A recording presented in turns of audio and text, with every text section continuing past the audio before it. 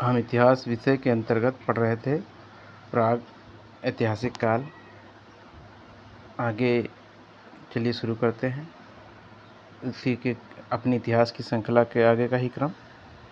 तो देख लीजिए क्या है, हस्तिनापुर का सांस्कृतिक क्रम क्या है। तो ओसीपी काल ताम्रपाषाण काल, PGW काल ये क्या होगा, लौह काल होगा। NBP ये क्या होगा, मृदभांड काल होगा। 6ठी शताब्दी ईसा पूर्व कुषाण काल, प्रथम शताब्दी कहा जाएगा। अब देखिए प्रमुख स्थल प्राग ऐतिहासिक एवं ताम्रपाषाणिक प्राप्त साक्ष्य स्थल एवं काल क्या क्या हैं, इन्हें देखते हैं। ताम्रपाषाण इनामगांव, पुरापाषाण सोहन, पुरापाषाण अतिरपक्कम, मध्यपाषाण चौपानी मांडो, मध्यपाषाण सरायनाहर राय, उच्च पूर्वपाषाण पाटने, नवपाषाण बुर्जहोम, पूर्व हड़प्पा कुल्ली और महापाषाण काल आदिलेनचेल्लूर। अब देखिए आगे का देख लेते हैं हम। यहाँ पर सेपाई में क्या है, गैरिक मृदभांड परंपरा ये प्राप्त साक्ष्य हैं। अच्छा, इसके और संस्कृति देख लीजिए। पहले हम संस्कृति देख लेते हैं, कौन कौन सी संस्कृति थी वो देख लेते हैं। अब संस्कृति देखिए पहले क्या है, निम्न पुरापाषाण काल की सोन संस्कृति कही जाती है, मध्य पुरापाषाण की निवासा, उच्च पुरापाषाण काल की बागोर संस्कृति और नवपाषाण काल की कोल्डी हवा संस्कृति कही जाती है। अब काल देखिए और प्राप्त साक्ष्य। पुरापाषाण काल में चिप्पड़ पाषाण उपकरण, मध्य पाषाण काल में लघु पाषाण उपकरण, उच्च पुरापाषाण काल में शैलचित्र, नवपाषाण में घिसे पाषाण उपकरण। पुरापाषाण काल, अभी इसमें पुरापाषाण काल में नदी तट अधिवास, मध्य पाषाण काल में शैलाश्रय और नवपाषाण काल में गर्त अधिवास। ताम्रपाषाण काल कच्चे एवं पक्के मनके। हड़प्पा युग में देखिए इसमें प्राप्त मृदभांड क्या है, JPW चित्रित धूसर मृदभांड। अपूर्वकालीन ऐतिहासिक ये काले और लाल मृदभांड थे हड़प्पा में, चित्रित धूसर मृदभांड, और इसमें पूर्व कालीन ऐतिहासिक थे काले एवं लाल मृदभांड। मौर्य युग में देखिए क्या है, मौर्य युग NBPW उत्तरी काली पॉलिश वाले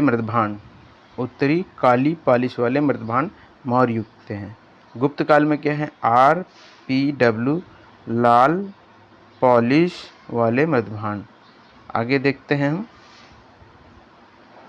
एवं प्राप्त साक्ष्य कैसे उपाय थे, गैरिक मृदभांड परंपरा महुरझारी से महास्म समाधि, वीरभानपुर से लघु पाषाण उपकरण, उज्जैन से गौरिक मृदभांड परंपरा, कायथा से ताम्रनिधि, उत्तनूर से राख का टीला, मथुरा से अयागपट्ट, कन्हेरी से एक दशमुख बोधिसत्व, सांची से प्रस्तर धातु मंजूषाएँ, ब्रह्मगिरी से महापाषाण उपकरण, कुपगल से राख वाले टीले, अदिचल्लनूर से कलश सावधान, बुर्जहोम से गर्त निवास। आगे देखिए ये राज्य स्थल है और राज्य है, कहाँ है, वीरभानपुर पश्चिम बंगाल, लोटेश्वर गुजरात।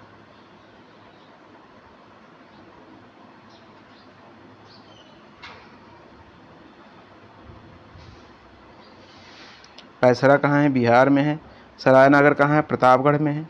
अब स्थल और उत्खननकर्ता सोहागी घाट ACL कार्लाइल हैं, भीमबेटका BS वाकड़कर। अब प्रमुख मृदभांड संस्कृतियाँ कौन है। प्रथम किस पुरातत्ववेत्ता ने मृदभांडों के महत्व का आकलन किया था, तो ये कौन किया था, फ्लिंडर्स पेट्री ने। मृदभांडों का महत्व क्या है, इतिहास और संस्कृति के अन्य स्रोतों को समान मृदभांड भी एक उपयोगी स्रोत हैं। मृदभांड के अध्ययन और परीक्षण, मृदभांड के अध्ययन एवं परीक्षण करके हम काल विशेष और स्थल विशेष की संस्कृति के विविध पक्षों को उद्घाटित कर सकते हैं। इनके आधार पर कुछ गूढ़ पहलुओं को सुलझाने में सहायता मिलती है जो अन्य स्रोतों के माध्यम से ज्ञात नहीं हो पाते। इनके विश्लेषण से उत्खनित स्तर की तिथि निश्चित करने में सहायता मिलती है। किसमें? मृत भांडों से। भांडों पे विस्तृत चर्चा करते हैं। गैरिक मृत भांड, इसमें क्या है? गैरिक मृत भांडों की खोज सर्वप्रथम किस पुरातत्वविद ने की थी? बी लाल ने 1949 में। गैरिक और गेरुए रंग के मृत भांड अधिकांशतः किन क्षेत्रों में पाए गए हैं? गंगा घाटी क्षेत्र में। पुरातत्व में गेरुए रंग के मृत भांड किस नाम से प्रचलित हैं? OCP ochre coloured pottery. गैरिक मृत भांडों से संबंधित प्रमुख स्थल: हस्तिनापुर, मेरठ, बड़गांव, बहरदराबाद, हरिद्वार, अम्बाखेड़ी, सहारनपुर, अतरंजी खेड़ा, एटा, सैफई, इटावा, अहिछत्र, बरेली, श्रृंगेरपुर, इलाहाबाद, कालपाटन, जालंधर, नोह, भरतपुर। गैरिक मृत भांडों का विस्तार मुख्यतः उत्तर प्रदेश, हरियाणा, उत्तरी राजस्थान और पंजाब से प्राप्त हुए हैं। गैरिक मृत भांड पात्रों का निर्माण की अवधि क्या है? लगभग 1300 से 1200 ईसा पूर्व। गैरिक मृत भांड किस सभ्यता का प्रतिनिधित्व करते थे? पूर्व वैदिक काल का प्रतिनिधित्व करते थे गैरिक मृत भांड। चित्रित धूसर मृत भांड, पेंटेड ग्रे वेयर। चित्रित धूसर मृत भांडों को सर्वप्रथम किस स्थल से हुई थी? तो प्राप्ति किस स्थल से हुई? अहिछत्र से हुई थी 1940 से 1944 में, अहिछत्र टीले की खुदाई से। चित्रित धूसर मृत भांडों का महत्व क्या है? हड़प्पा सभ्यता के पतन से लेकर बुद्ध काल के प्रारंभ तक की अवधि की संस्कृति को भौतिक परिवेश की जानकारी प्राप्त करने की दृष्टि से महत्वपूर्ण है। चित्रित धूसर मृत भांडों ने ईसा पूर्व 1500 से 1600 के बीच की सांस्कृतिक शून्यता को पाटने का कार्य किया है। हड़प्पा सभ्यता के पतन के पश्चात किस मृत भांड संस्कृति का प्रादुर्भाव हुआ? चित्रित धूसर मृत भांड की। चित्रित धूसर मृत भांडों की प्राप्ति कहाँ से हुई? पंजाब, हरियाणा, राजस्थान, गंगा के ऊपरी भाग से। अब ये चित्रित धूसर मृत भांड की प्राप्ति स्थल कहाँ कहाँ हुआ? रोपड़ है, लधेरी, संघोल, भगवानपुर, दौलतपुर, इंद्रप्रस्थ, नोह, जोधपुरा, गिलुंद, उज्जैन, कायथा, आलमगीरपुर, हस्तिनापुर, अहिछत्र, सौंख, मथुरा, हुलास, वैशाली से चित्रित धूसर